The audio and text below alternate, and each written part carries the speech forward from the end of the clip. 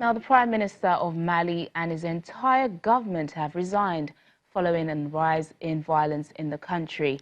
On Wednesday, a motion of no confidence was submitted as lawmakers blamed Prime Minister Soumaïla Maiga for failing to handle the unrest. Last month, scores of herders were killed by a rival ethnic group. In a statement, President Ibrahim Boubacar Keïta says that he has accepted Mr. Maiga and his minister's resignation. Mali has been struggling to control violence since al-Qaeda-linked Islamist extremists gripped the desert north of the country in 2012. Let's get more on this story now from Director General of the Bolitag Center for International Diplomacy, Professor Bola Akinterewa. Thanks for joining us on the program. Thank you. So what do you make of the resignation of Mali's Prime Minister and his entire government? I think it is the ideal thing. The resignation is quite appropriate and dignified. Again, it sends a strong message to Nigeria. At the level of the appropriateness of the resignation, we should simply remember that the protest against the government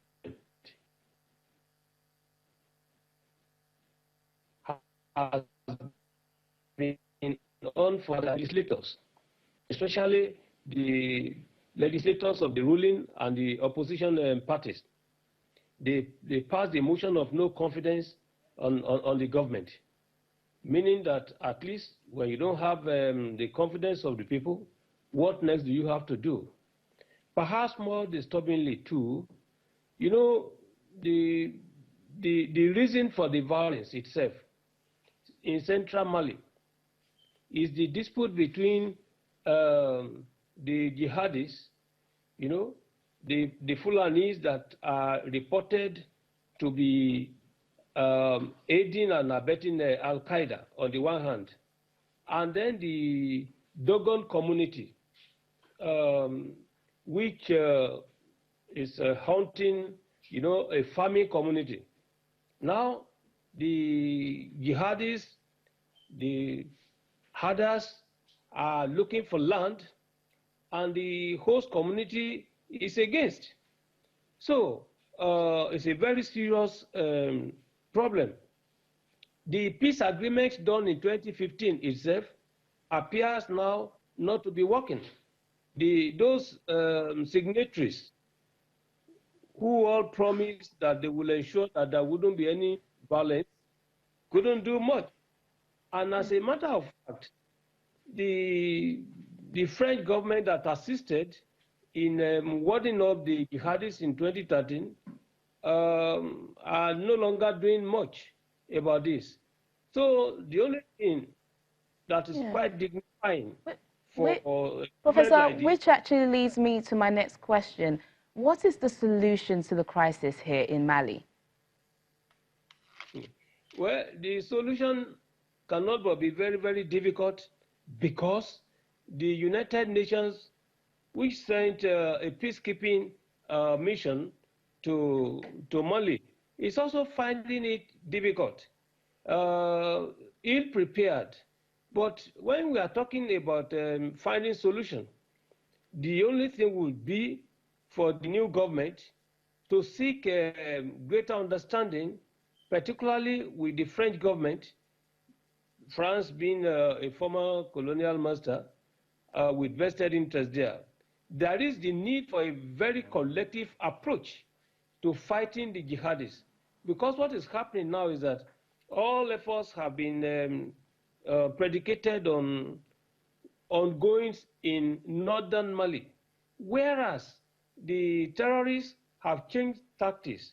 They are now focusing on the more densely populated area in Mali. Central Mali is now the issue. And I think that the government will need to quickly review the policy on land. You know, unlike Nigeria, the situation is that the Fulani herders in Mali, they are more accommodated than they are in Nigeria. And they flood everywhere. But as a result of population growth, there is no land anymore. Government will need to look at this. And more importantly, for the government will need to change the perception of the people, because the people in Central Mali hold the strong belief that the Fulani community, though a minority, is aiding and abetting Al-Qaeda. And that is why they set up their own self-defense mechanisms, since the government was perceived not to be doing enough. I think with this, I think that a solution can be in sight, but not with the current logistics. There is the need for better equipment at the level of the UN peacekeepers. They need to strengthen.